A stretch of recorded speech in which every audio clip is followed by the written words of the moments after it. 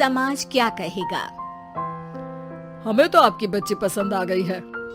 हमारे लड़के की कद काठी के हिसाब से देखे तो दोनों की जोड़ी बहुत अच्छी लगेगी। जैसा आप सही समझे। बेटा योगेश, तुम दोनों को अगर टाइम चाहिए तो आपस में अकेले में कुछ बात कर सकते हो। हम बाहर चले जाते हैं। जी पिताजी, जैसा आप कहें। योगेश और सविता को अकेले वक्त देकर सब वहाँ से चले जाते हैं। चाय कैसी लगी? चाय भी अच्छी लगी और आप भी। सच में? हाँ, मैंने तो फोटो देख के ही हाँ बोल दिया था। मुझे भी आप अच्छी लगी। आपको कुछ पूछना हो तो पूछ लीजिए, जैसे खाना बनाना आता है या नहीं, घर के क्या क्या काम कर लेती हूँ, वगैरह वगैरह।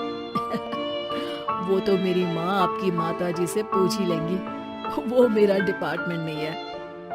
इधर योगेश और सविता जिंदगी भर का साथ जोड़ने की बात कर रहे थे।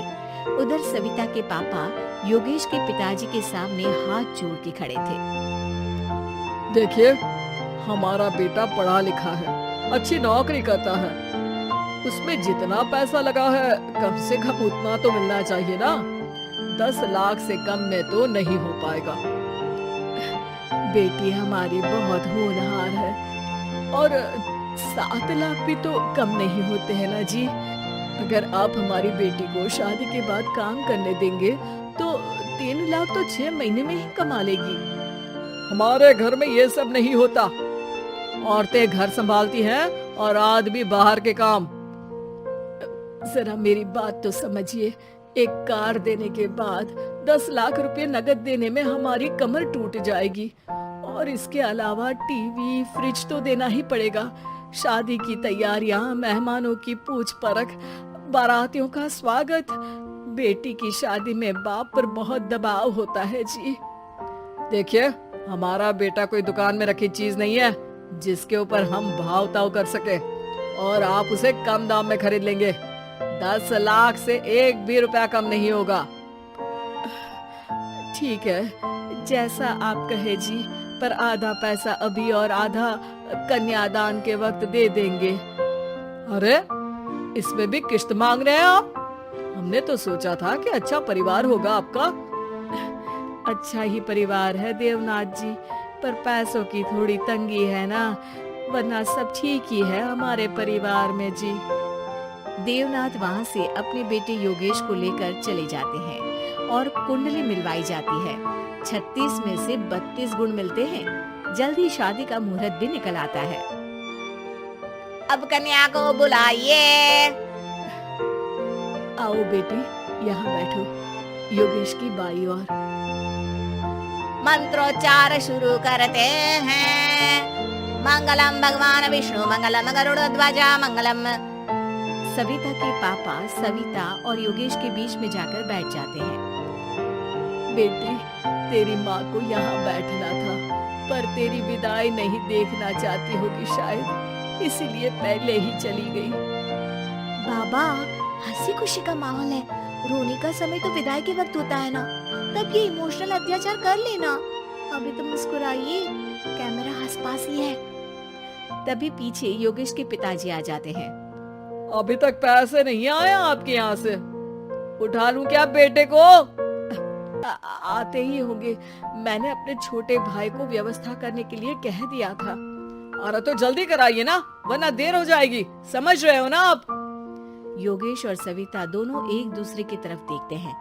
सविता चाहती है कि योगेश कुछ बोले, पर योगेश अपना मुंह दूसरी तरफ फेर लेता है। पापा, कितने पैसे की बात की है आपने? अरे बेटी, तुझे इससे क्या मतलब? मेरी डील की है ना, तो मुझे तो पता ही होना चाहिए। कन्यादान की विधि शुरू करेंगे। तभी योगेश के पिता वापस वहाँ आ जाते हैं। पैसे देते हैं या बेटे को उठवा लूं? मैं आपके हाथ जोड़ता हूँ जी, थोड़ा सा इंतजार कर लीजिए। देवनाथ वहाँ से चले जाते हैं। तुम अपने पिताजी से कुछ कहते क्यों नहीं? उनके सामने कोई आवाज नहीं उठाता।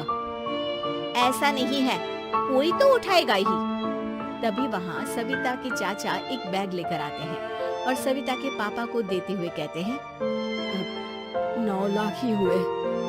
आत्माराम इशारा करके योगेश के पिता को वहाँ बुलाते हैं। क्या? सिर्फ 9 लाख?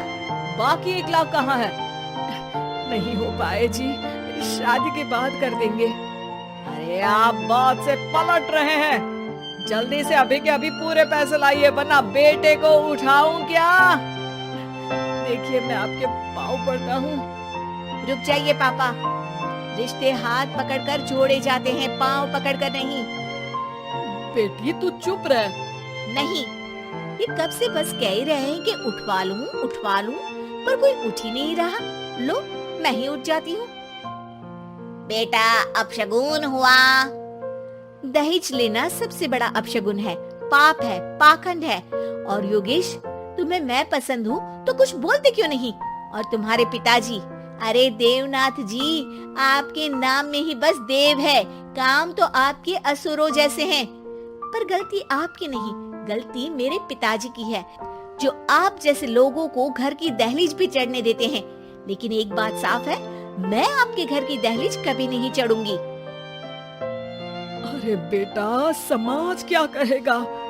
यही कहेगा कि सविता के भीतर की माँ दुर्गा जाग गई थी, जिसने पापा के खिलाफ, गलत के खिलाफ आवाज उठाई।